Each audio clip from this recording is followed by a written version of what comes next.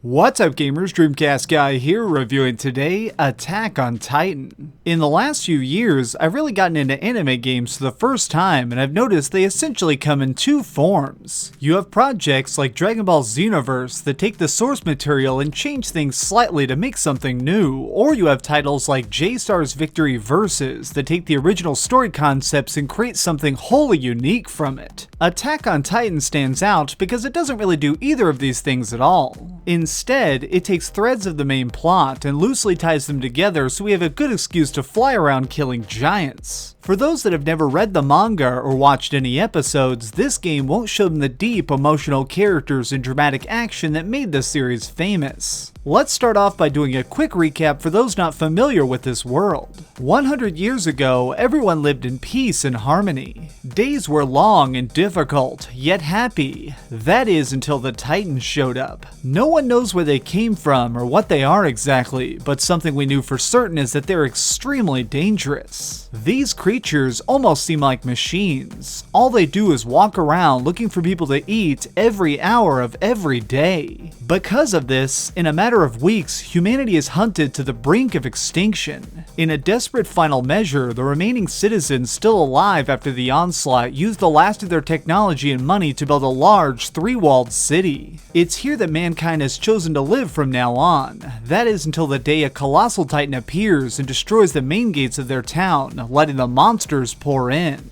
A century of safety has ended, and now it's up to our team of specially trained Titan killers to save the day or die trying. While this story sounds fantastic, for this game, most of it's been left out. The same heroes from the great show are here, but really their only purpose is to give us fun characters to play as. Taking on evil creatures of this size requires us to have some very unique equipment to handle the task. Luckily, we have the vertical maneuvering gear. This combination of grapple hooks, steam-powered jets, and sharp blades gives you all you need to destroy even the nastiest foes. Gameplay is very fast, and when you're swinging between buildings like Spider-Man, one wrong turn can sometimes cost you a battle. Each mission drops you on a large map full of monsters. You're given a main objective, which is usually to slay a particular creature, and several side quests that pop up randomly. By using your gear well, you can quickly zip around the level, chopping up bad guys and rescuing your fellow squad mates whenever possible. Titans may appear to be unstoppable killers, but they do in fact have one major weakness. For some reason, if you slice the back of their neck, they die instantly. This might seem simple, but when you're flying through the air trying to avoid being grabbed and becoming dinner, it's harder than it sounds. To make this task easier, you can use your anchors to latch onto specific limbs and cut them off first. Hacking off a leg can send a running titan sprawling on the ground, or lopping off an arm can make it so that they can't attack you, but you must constantly keep aware of your surroundings while doing this. If you let your guard down or focus too much on one monster, you can easily be surrounded, so you need to make sure to stay on the move.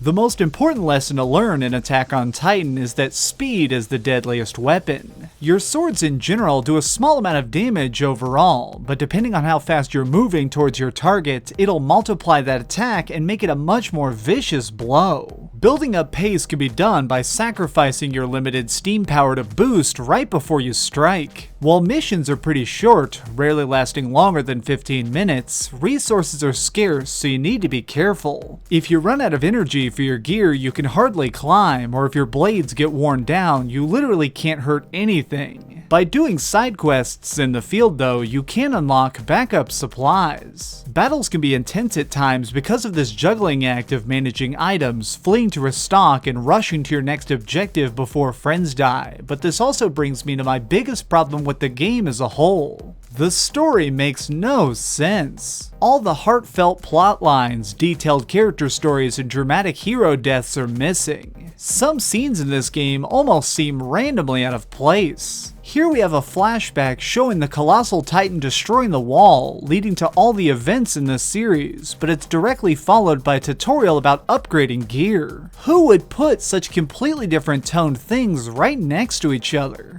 Between missions, you can walk up to people in town and talk to them, but most of what they say is just nonsense that vaguely relates to upcoming quests. I'm not sure if these errors are because of a translation issue or they had a strict deadline, but this is just terrible. I would honestly say that playing this game before you've watched the show would be very confusing, which feels like a giant waste. If this sounds bad and you just want to skip to the most hardcore action the game has to offer, I recommend you play the online mode. These are extra missions that can be challenged at any time and offer some of the strongest weapons in the game, along with letting you join forces with soldiers from around the world to face incredibly hard battles. It's here that I had the most fun.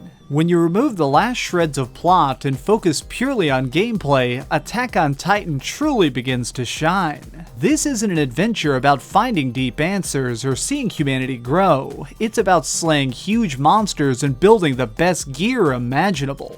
Getting experience from performing well and gaining new skills is great, but without that awesome story to hold the core together, a lot of this game ends up feeling pretty flat and lifeless.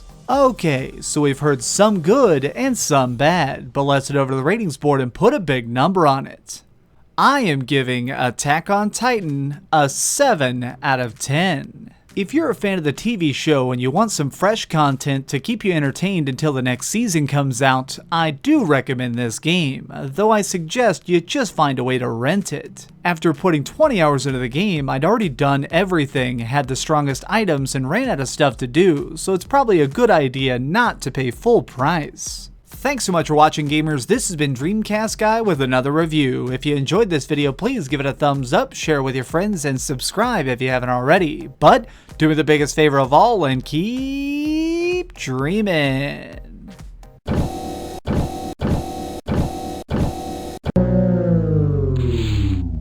Thanks so much for watching. If you liked this video, maybe check out my last video. Please subscribe, and if you want, share this somewhere with your friends.